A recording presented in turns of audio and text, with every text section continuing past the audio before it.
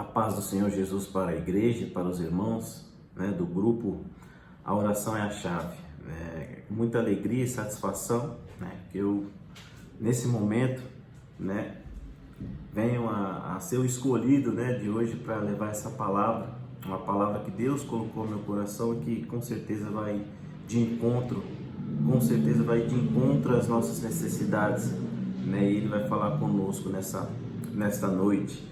Primeiro agradecer pela oportunidade, né, agradecer e sei que aqueles que me antecederam realmente foram também utilizados por Deus, usados, né, para levar uma palavra, né, num tempo onde as trevas têm imperado no mundo, né, onde há muitas coisas acontecendo ao nosso redor. E brevemente, eu pretendo ser muito breve, né, porque a palavra do Senhor ela é viva e ela é o Espírito Santo que nos capacita, e ela é inspirada por Deus, e não adianta a gente ficar demorando tanto, né, para falar, mas é o Senhor Deus, através da sua palavra, quem vai falar aos corações dos irmãos, amém? Eu queria compartilhar com os irmãos o texto de Hebreus capítulo 10, a partir do versículo 19. É um texto muito conhecido, eu creio, né, da parte dos irmãos, mas nós vamos falar um pouquinho e ler, depois a gente vai dar uma explanada nessa palavra, amém? E o versículo 19, Hebreus 10, versículos 19 até o versículos 25, que vai começar dizendo exatamente assim: sendo assim, irmãos, temos plena confiança para entrar no Santo dos Santos, mediante o sangue de Jesus, por um novo e vivo caminho que Ele nos descortinou, por intermédio do véu, isto é, do seu próprio corpo, e tendo um magnífico sacerdote sobre a casa de Deus. Portanto, acheguemo-nos a Deus com um coração sincero e com a absoluta certeza de fé, tendo os corações aspergidos para nos purificar de uma consciência culpada e os nossos corpos lavados com água pura. Sem duvidar, mantenhamos inabalável a confissão da nossa esperança, porquanto quem a fez, a promessa é fiel. E consideremo-nos uns aos outros para nos encorajarmos às manifestações de amor fraternal e às boas obras. Não abandonemos a tradição de nos reunirmos como igreja, segundo o procedimento de alguns. Pelo contrário, motivemo-nos uns aos outros, tanto mais quanto vedes que o dia do Senhor se aproxima. Amém? Vamos orar. Senhor Deus, amado Pai, nós te agradecemos, Pai, nesse momento, agradecemos pela oportunidade, eu te agradeço que o Senhor possa falar através da tua palavra, Senhor Pai, os corações que estão nesse momento, Pai, nos ouvindo e nos vendo também. Que o Senhor venha perdoar os nossos pecados, os erros, ó Pai, que temos cometido. Que o Senhor venha nos utilizar como instrumento, Senhor Pai, para que a tua palavra seja pregada e que possa penetrar nos corações. Em nome de Jesus, nós te agradecemos nesta noite e te pedimos, ó Pai, nos dá a inspiração que necessitamos para a tua palavra, Senhor Deus, ó Pai, falar aos corações dos nossos irmãos. Em nome de Jesus, nós te agradecemos e te pedimos, Pai. Amém, Senhor Deus. Graças a Deus. Então, amados, eis aqui um texto, Hebreus capítulo 10, né? A partir do versículo 19. Hebreus, né? A gente entende, nós não sabemos realmente, não há um consenso de quem é o autor dessa carta, desse tratado, né? Muitos dizem que é um tratado, não sendo uma carta, mas a grande maioria acredita que seja Paulo, né? Quem escreveu, mas não importa, né? Quem foi, importa que essa carta e esse propósito e esse tratado foi inspirado por Deus, né? Inspiração, todos os livros que estão na palavra do Senhor, há uma inspiração divina, há uma inspiração direta do trono de Deus. E aqui, meus amados, eu queria falar um pouquinho sobre esses versículos, né, que acabamos de ler, que o tópico principal fala que devemos perseverar a fé. Eu vou começar a falar do versículo 19, o começo do versículo, que é um versículo que me chama a atenção. E sendo assim, irmãos, temos plena confiança para entrar no Santo dos Santos mediante o sangue de Jesus. O Santo dos Santos, todos eu acho que, não sei se todos conseguem, não sabem, né? Ou se fazem entender que o Santo dos Santos era o templo, né? No templo antigo, né? Na velha aliança existia o templo e ali existia um compartimento, uma sala, aonde era chamada de lugar Santo dos Santos, aonde somente poderia entrar o sumo sacerdote, né? O sumo sacerdote uma vez por ano, era um acesso irrestrito, as pessoas não podiam entrar naquele lugar, né? E ali existia aquele véu, né, que tampava a entrada da sala, e ali se separando um pouquinho do templo, uma antessala, e aí tinha o templo normal, né? E falando um pouquinho sobre isso, meus amados, que aqui no versículo 19 fala: sendo assim, irmãos, temos plena confiança para entrar no Santo dos Santos. E sabendo que o Santo dos Santos era muito difícil de entrar, sabemos que no Santo dos Santos havia muita dificuldade, não era qualquer um que poderia entrar ali naquela sala, né? E hoje a gente sabe que o livro de Hebreus ele começa a desvendar algo para nós. Ele explicitamente ele fala que sobre uma nova aliança, né, que suplanta a velha aliança, né? Então, a nova aliança, quem fundou? Jesus Cristo, né? Jesus Cristo fundou essa nova aliança. E continuando, mas para adentrar no Santo dos Santos, nós sabemos que somente o sumo sacerdote poderia, e ele não podia ter pecado, porque se tivesse pecado, automaticamente ele era fulminado e morto naquele lugar. Então, por isso se chama lugar santíssimo, lugar santo dos santos, né? Aonde a presença do Senhor estava naquele lugar, né? Então, meus amados, fazendo um comparativo hoje, nós sabemos que todos nós temos o livre acesso à sala do trono, né?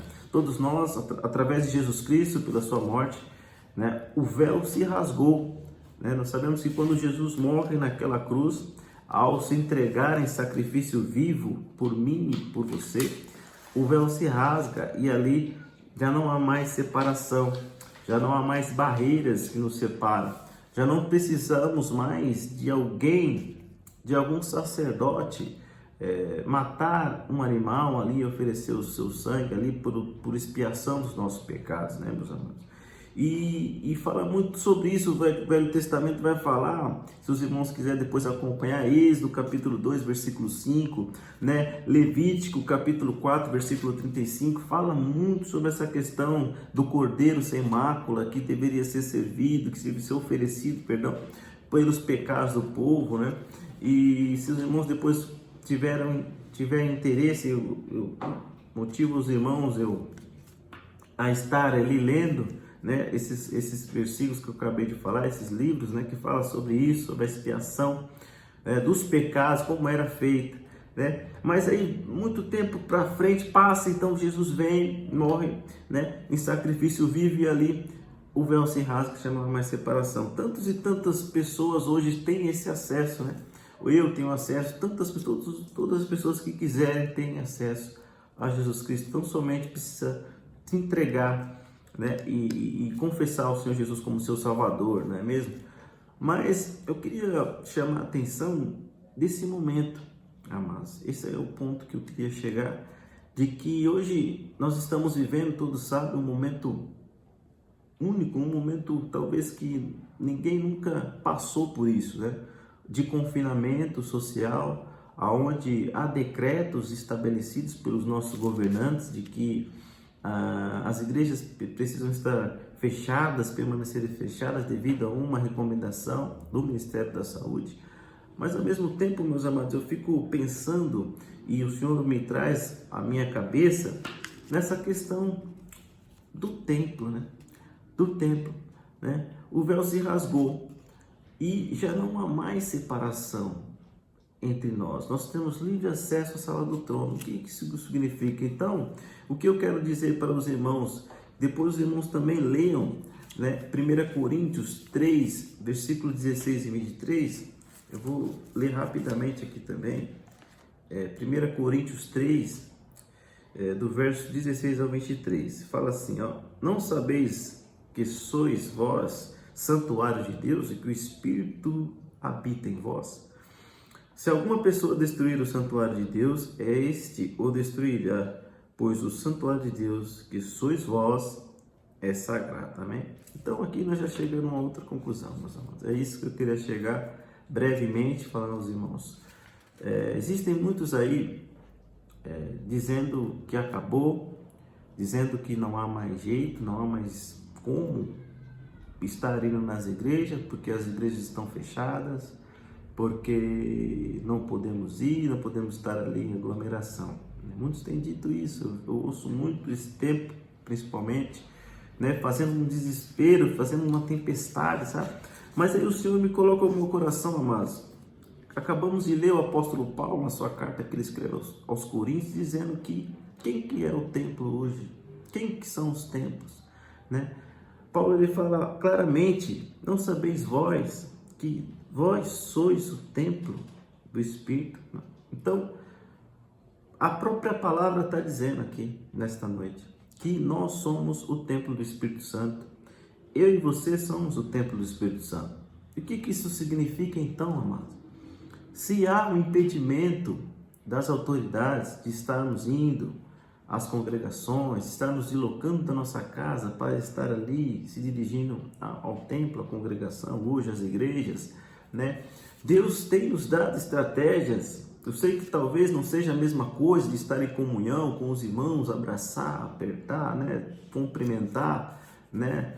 Mas Deus nesse momento tem nos dado estratégias para que nós possamos permanecer com a fé cada dia mais aumentada, permanecer com a esperança em nossos corações.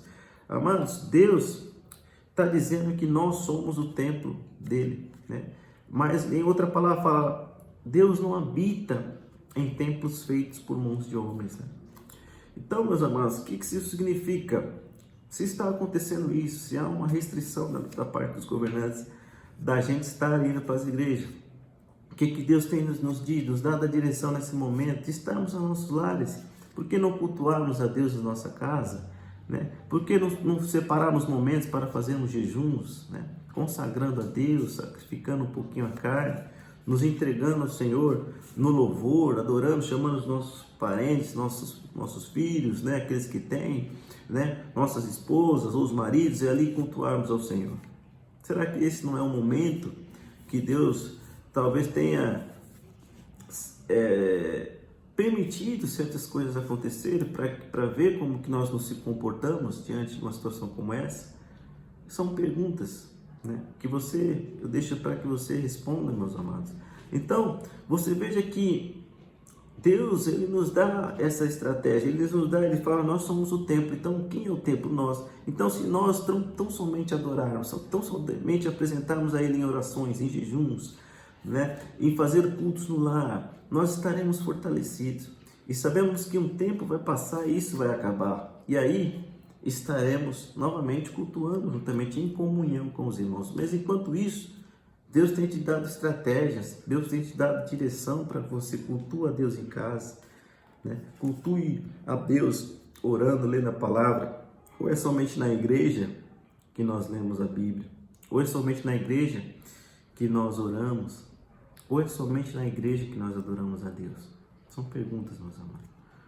E que Deus venha refletir, se você venha refletir nesse momento essa palavra do Senhor, né? Sabemos que muitos, em contrapartida, muitos têm se aproveitado da situação para não estar indo e dizer: não, acabou, não consigo mais ir na igreja, o governo tem nos proibido de congregar. Então muitos têm se acomodado, muitos têm esfriado, essa é a palavra, né?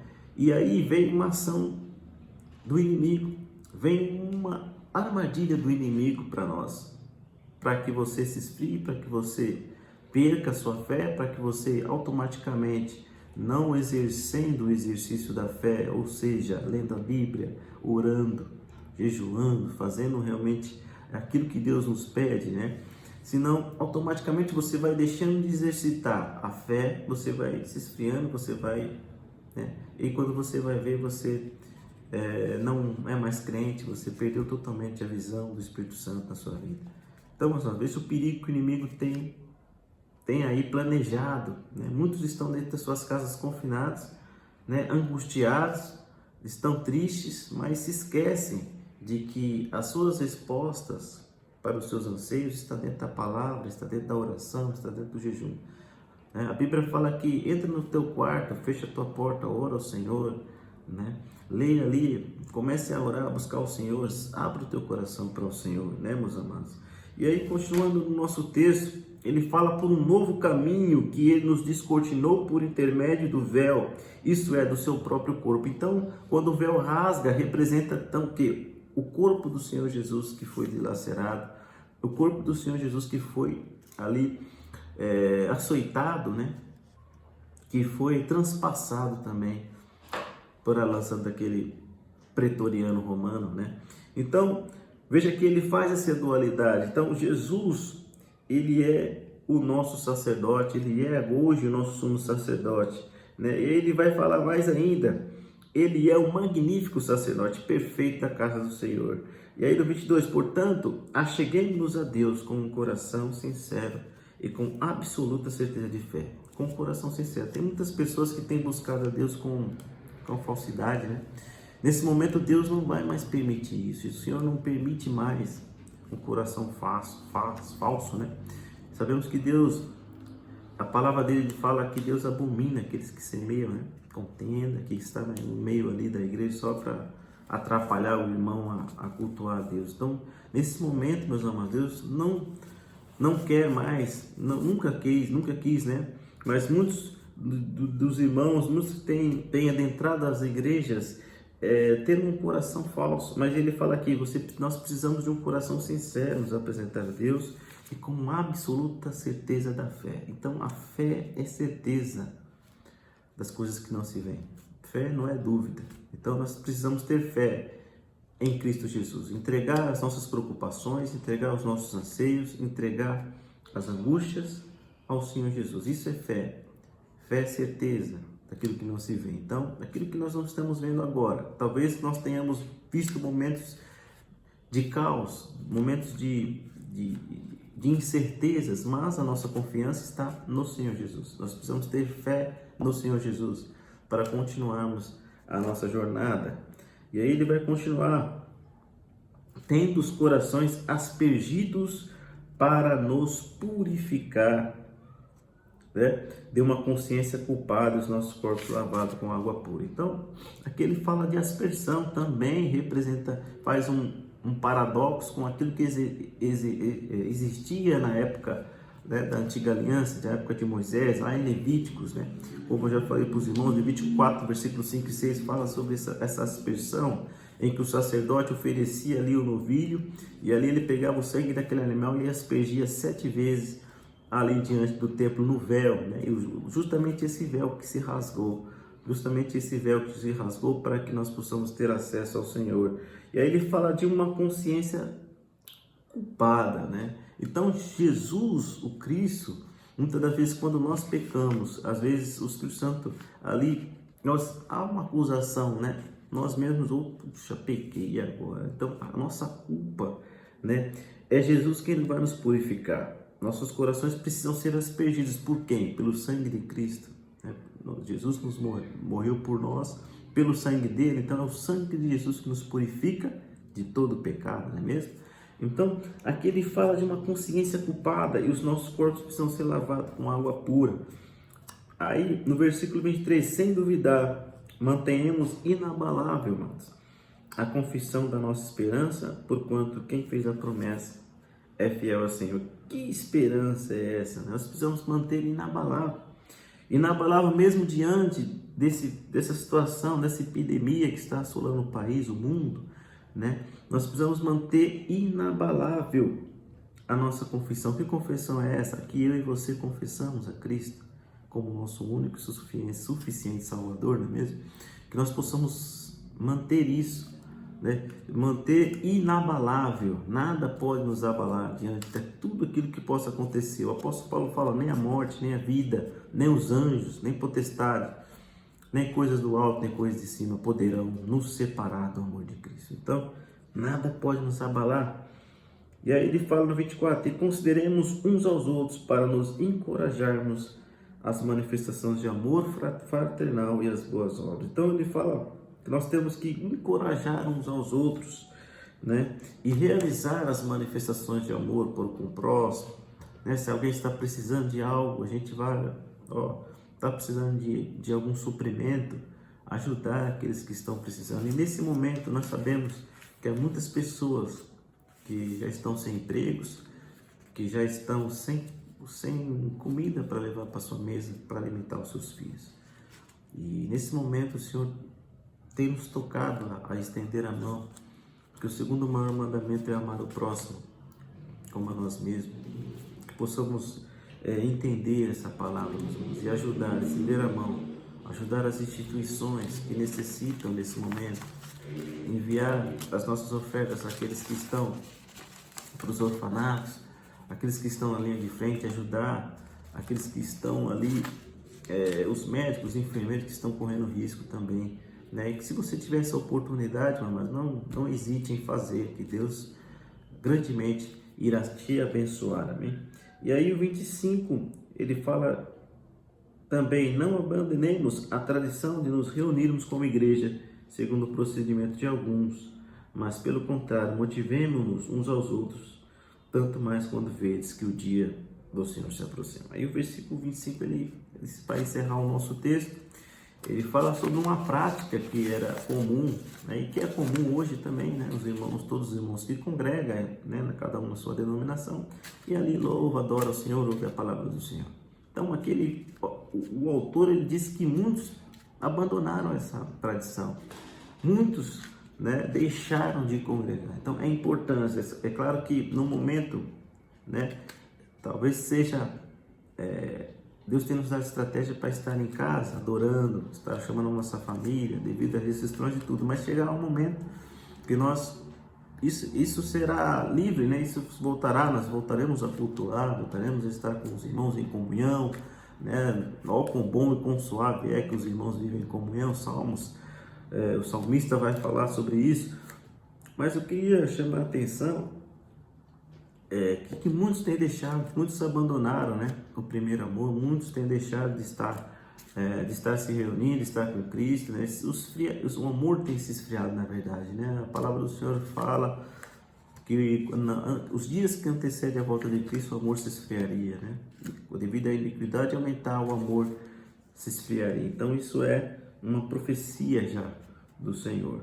E aí, meus amados, o que a gente consegue ver só mais um item, um ponto que eu queria abordar, é essa situação que nós estamos passando. Talvez isso possa ser também que sirva de exemplo para nós, porque sabemos que os dias vão ser muito mais piores do que estão acontecendo, né? No momento em que a perseguição começar, no momento onde que a igreja e a noiva de Cristo será perseguida. Será que nós estamos preparados para essa perseguição?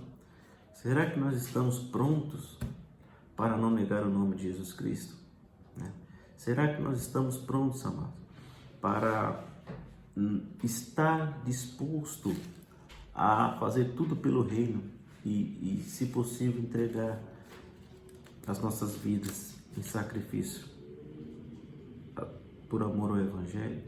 Então são perguntas, talvez, que a gente faz e que fica na nossa cabeça, né, de que se nesse momento há um desespero, se nesse momento já há pessoas desesperadas, chorando, pessoas angustiadas, né, por uma situação que está acontecendo, imagine quando vier a grande tribulação, quando vier a pré-tribulação. Então, que possamos meditar nessa palavra, que possamos meditar nisso, e que não deixamos de ter essa fé inabalável, que não deixamos de ter essa esperança, né?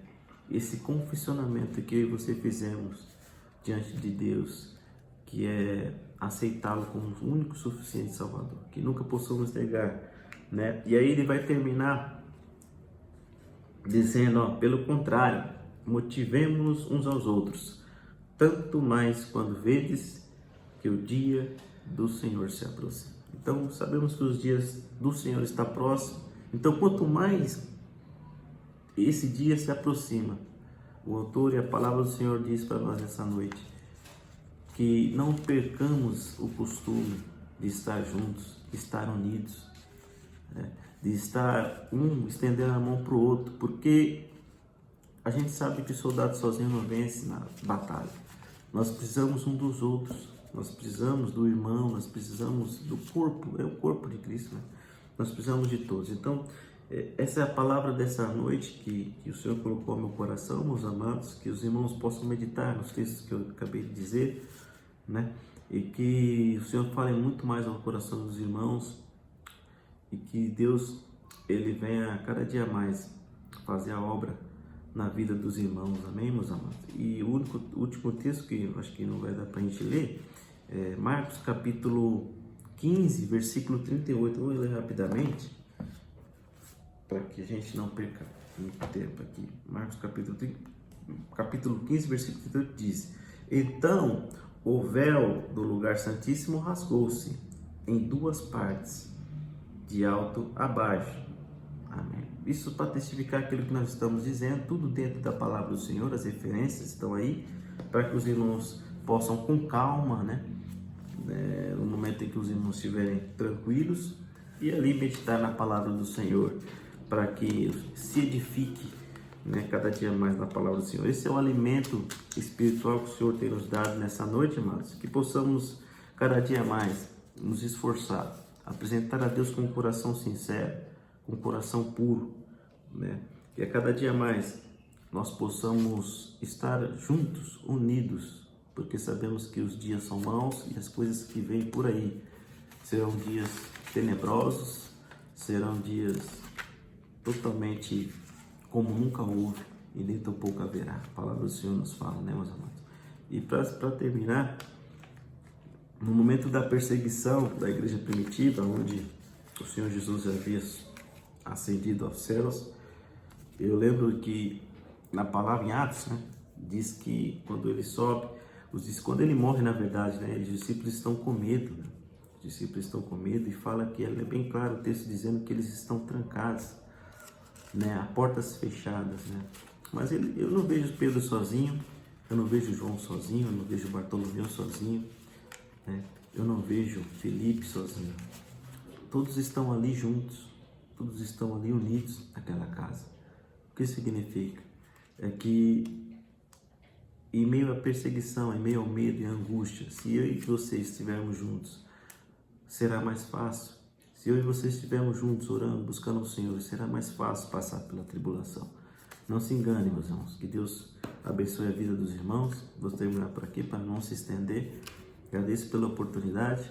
Cada dia mais o Senhor venha trabalhar no coração de todos nós, que possamos nos preparar para o grande dia da volta do Senhor Jesus.